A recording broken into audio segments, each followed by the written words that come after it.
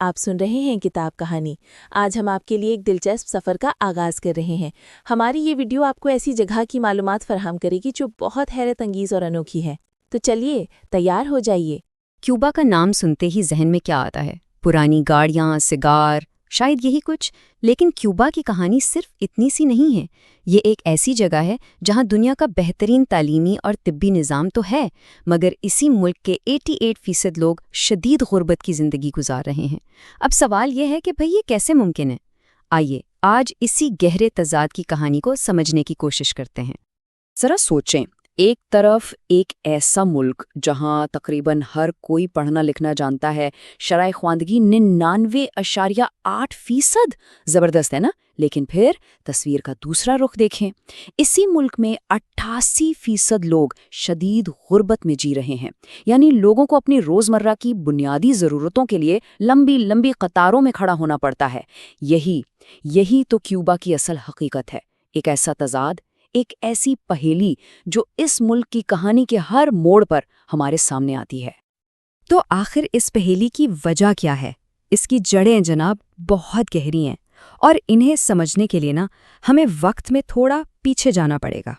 साल था 1959, जब क्यूबा में इनकलाब आया।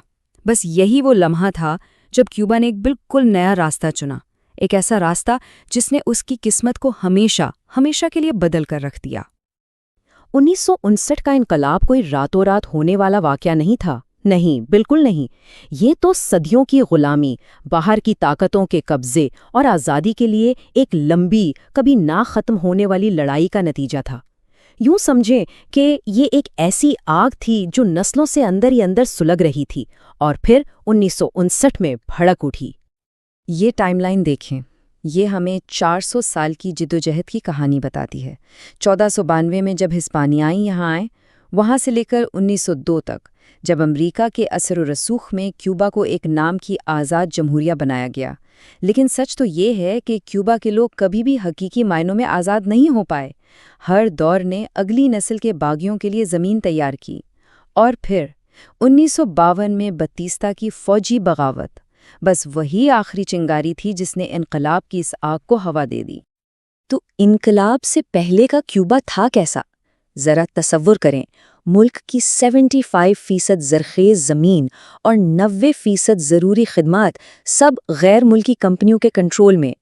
अमरीका की हिमायत से चलने वाली बतीस्ता हुकूमत के दौर में हवाना तो अमीरों के लिए एक बड़ा कसीनो और अय्याशी का घर बन चुका था। लेकिन शहर से बाहर गांव देहात में आम लोग गुर्बत की चक्की में पिस रहे थे, और यही शदीद नाइंसाफ़ी और अदम मसावात इनकलाब का सबसे बड़ा सबब बनी। 1 जनवरी 1959, ये तारीख क्यूबा की रूह में नक्श है। इसी दिन फिडेल कास्त्रो और उनके साथी इनकलाबी हवाना में दाखिल हुए और बतीस्ता की आमरीत का हमेशा के लिए खात्मा कर दिया। ये सिर्फ एक हुकूमत की तब्दीली नहीं थी, नहीं, ये एक बिल्कुल नए दौर का आगाज था। एक ऐसा दौर जिसके असरात ना सिर्फ क्यूबा बल्कि पूरी दुनिया पर पड़ने वाले थे। तारीख मुझे सही साबित करेगी, ये अल्फाज थे फिडेल कास्ट्रो के, और इन अल्फाज के साथ उन्होंने एक ऐसे क्यूबा का ख्वाब दिखाया जो पहले किसी ने सोचा भी नहीं था। एक ऐसा क्यूबा जहां हर किसी के पास ज़मीन हो, अपना घर हो, अच्छी तालीम हो और बेहतरीन सेहत की सहूलियात हों। ये एक बहुत बड़ा वादा था और इसने लाखों मायूस लोगों के दिलों में उम्मीद की शमा रोशन कर दी। और फिर तब्दीली आई, और क्या तेज़ी से आई। नई हुकूमत ने दिनों और हफ्तों के अंदर मुल्क का पूरा नक्शा ही बदल कर रख दिया। पहला कदम, अमरीकी कंपनियों की मुल्कियत वाली तमाम सनतें और खेत कौमी मिल्कियत में ले लिए गए।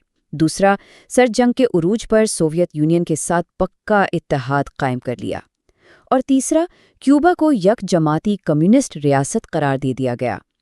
हर एक कदम क्यूबा को अपने पड़ोसी अमेरिका के साथ टकराव की तरफ धकेल रहा था। अब जाहिर है अमेरिका ने इसका जवाब देना था, और उसने एक ऐसा कदम उठाया जिसका असर आज तक क्यूबा की जिंदगी पर है। 1960 में अमेरिका ने क्यूबा पर एक मुकम्मल तिजारती, माशी और मालियाती पाबंदी लगा दी, जिसे एम्बार्गो कहते हैं। ये पॉलिसी, जो अब 60 साल से भी ज़्यादा पुरानी हो चुकी है, इसका मकसद क्यूबा को दुनिया से काट देना और उसकी मईशत को घुटनों पर लाना था। کئی دہائیوں تک تو سوویت یونین کی مدد سے کیوبا امریکی پابندیوں کا مقابلہ کرتا رہا، وہ ان کے لیے ایک لائف لائن کی طرح تھا۔ لیکن پھر 1991 میں ایک بہت بڑا دھچکا لگا، سوویت یونین خود ہی بکھر گیا، کیوبا کا سب سے بڑا سہارا ختم۔ یہ جزیرہ اچانک دنیا میں تنہا رہ گیا، اور پھر شروع ہوا وہ مشکل ترین دور جسے کیوبا میں اسپیشل پیریڈ کہا جاتا ہے۔ یہ ملک کے لیے بقا کی جنگ تھی۔ اس معاشی جھٹکے کی شدت کا اندازہ اس ایک عدد سے لگائیں۔ سوویت یونین سے ہر سال ملنے والی 4 سے 6 ارب ڈالر کی امداد راتوں رات بند ہو گئی۔ سوچیں ذرا، اس نے ملک کو ایک ایسے بحران میں دھکیل دیا جس کی کوئی مثال نہیں ملتی۔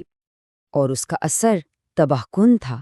صرف 4 سال کے اندر 1991 سے 1995 تک کیوبا کی پوری معیشت 35% چھوٹی ہو گئی۔ یہ صرف اعداد و شمار نہیں ہے، یہ ایک قومی تباہی کی کہانی ہے۔ ملک کا 1/3 سے زیادہ معاشی ڈھانچہ ختم ہو گیا تھا۔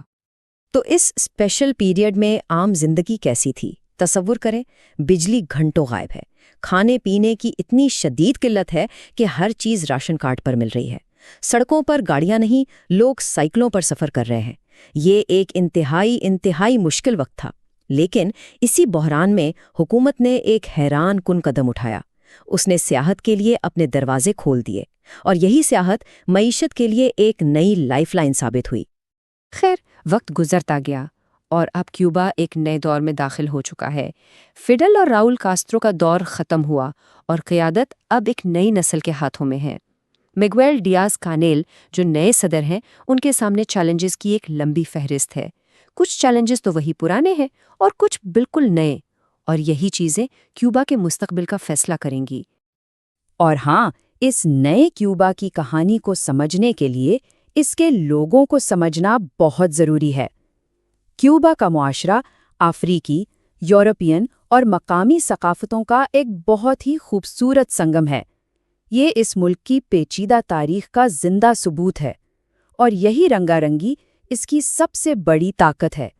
اس کی میوزک، اس کا آرٹ، اس کی روح، سب اسی سے تو ہے۔ پچھلے کچھ سالوں میں امید کی کچھ کرنیں بھی نظر آئیں۔ کچھ معاشی اصلاحات ہوئیں، عام شہریوں کو ملک سے باہر سفر کرنے کی آزادی ملی، لیکن تبدیلی کی رفتار بہت سست رہی ہے۔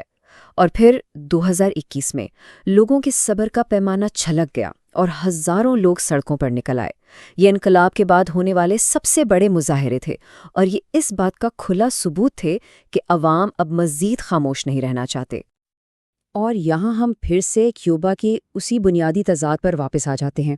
دیکھیں، ایک طرف عالمی معیار کی صحت اور تعلیم جیسی شاندار کامیابیاں ہیں، لیکن دوسری طرف امریکی پابندیوں کا نہ ختم ہونے والا بوجھ ہے، ایک ٹھہری ہوئی معیشت ہے، اور ایک پوری کی پوری نسل ہے جو بہتر مستقبل کے لیے ملک چھوڑ کر جا رہی ہے۔ کیوبا آج بھی ان دو حقیقتوں کے بیچ میں کھڑا ہے۔ تو یہ کہانی ابھی ختم نہیں ہوئی ہے۔ کیوبا آج ایک بہت اہم موڑ پر کھڑا ہے۔ اب سوال یہ نہیں ہے کہ کیوبا بدلے گا یا نہیں، تبدیلی تو آ رہی ہے۔ اصل سوال یہ ہے کہ یہ تبدیلی کیسی ہوگی؟ کیا یہ انقلاب کے پرانے اصولوں پر ہی قائم رہے گی یا پھر کوئی بالکل نیا راستہ اپنائے گی؟ اس کا جواب آنے والا وقت اور کیوبا کی نئی نسل ہی دے گی، جو اپنی تاریخ کے سائے تلے اپنے مستقبل کی تعمیر کر رہی ہے۔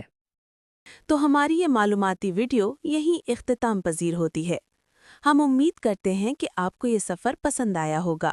جو باتیں ہم نے آپ کو بتائی ہیں، اگر وہ آپ کے لیے نئی تھیں تو کمنٹس میں ضرور بتائیے گا۔